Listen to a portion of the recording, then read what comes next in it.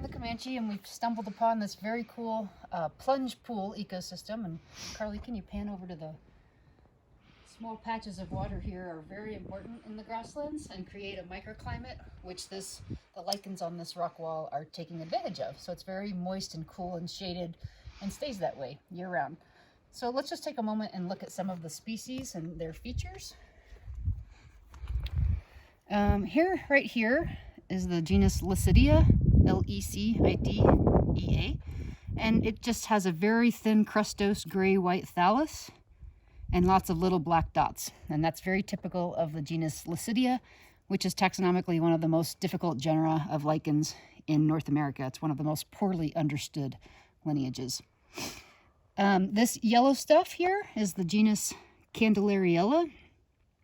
We've seen it before on some of our other sandstone saxiclus rocks. We've also got this really nice orange species. This is the genus Xanthomendoza. Probably can't see it very well, but this species is reproducing asexually. It has little tiny ceridia on the undersides of the surfaces. We have the genus Dimmelina right here, which is another crustose to placidioid. That's kind of a growth form we haven't talked about, but mostly a crustose lichen with sexual reproductive structures here. Nice black apothecia. What else do we have? By now you might be recognizing the genus Lecanora, which is right here, again with dark brownish black apothecia. And we haven't really talked about this thing. I tend to ignore it because it's taxonomically difficult, but this is the genus Aspercilia.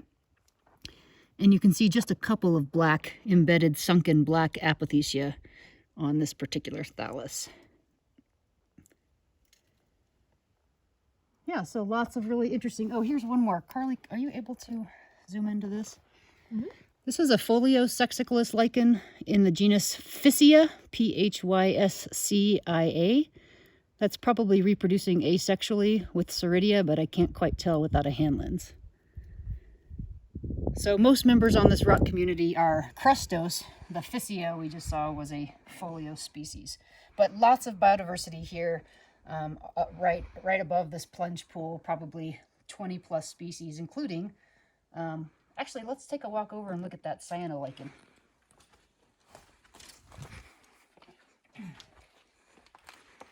Including this huge patch of the genus Collema, Collema.